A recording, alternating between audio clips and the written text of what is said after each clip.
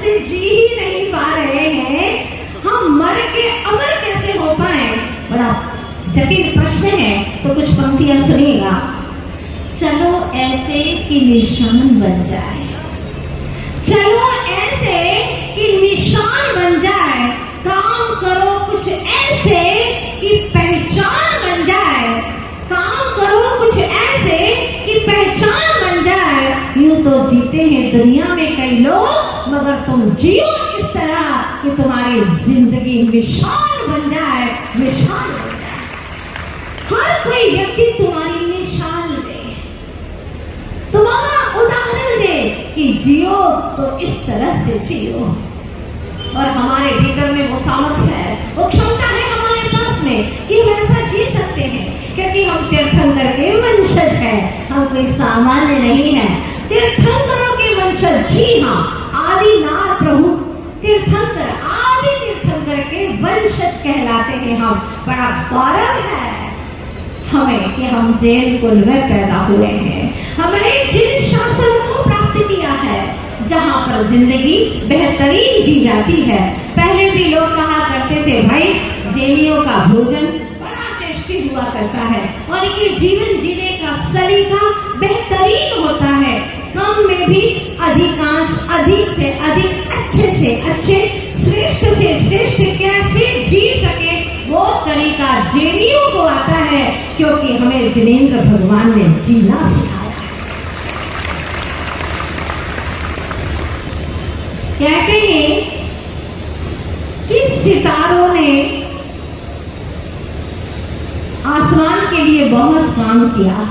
आसमान की तकदीर सितारों ने लिखी, समंदर की तकदीर लहरों ने लिखी, पर हम बड़े सौभाग्यशाली हैं क्योंकि हमारी तकदीर तीर्थंकर भगवंतों ने हमें जीना सिखाया। कैसे जीना है, और जीना ही नहीं, मरना भी सिखाया। मैं आपसे पूछूं कि मनुष्य जीवन में जीना श्रेष्ठ है कि मरना श्रेष्ठ है? बोलो, क्या जवाब देंगे आप? जीना श्रेष्ठ है कि मरना श्रेष्ठ है? जीव का जन्म अच्छा है कि मरण अच्छा है?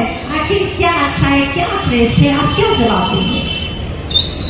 आप कहेंगे जन्म लेना ज्यादा अच्छा है। जन्म और मरण, जन्म लेना ज्यादा अच्छा है कि मरण ज्यादा अच्छा है? आप लोग असमंजस में पड़ गए। एक बात कहना चाहती हूं, मरण के आगे सम्यक शब्द लगता है तो वह सम्यक समाधि मरण कहलाता है।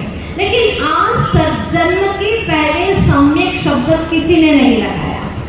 सम्यक जन्म नहीं होता, सम्यक मरण हो सकता है, लेकिन सम्यक जन्म नहीं होता।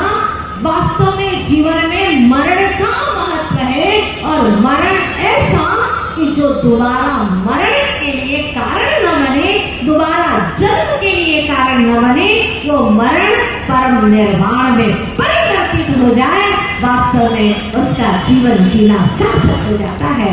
तो कल मैंने आप लोगों के बीच में कुछ बात रखी थी, बहुत सारे महानुभाव आए ही नहीं थे, इसलिए पुनरावृत्ति करना चाहती हूँ कि बियावान जंगल में मुनिराज विराजमान है, और वहां पर पेड़ के झुरमुट के पास में, झरनों के पास में शांत मन होकर के बैठे हैं।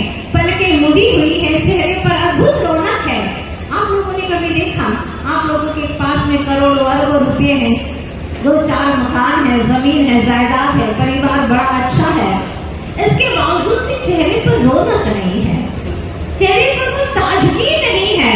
लेकिन जिनके पास में एक धागा भी नहीं है, उनके चेहरे पर बड़ी रौनक है, ताजगी है, एक ऊर्जा है, एक ऊर्जायुक्त चेहरा है। आखिर क्यों? प्रातः काल से उठते हैं आप, दिमाग में बोझ लेकर के उठते हैं, पता नहीं क्या क्या विचार करके उठते हैं। और ध्यान रखना, सवेरे उठते ही जो आप अपने दिमाग रूपी बगीचे में बीज बोते हैं, वही दिन भर फल देता रहता है।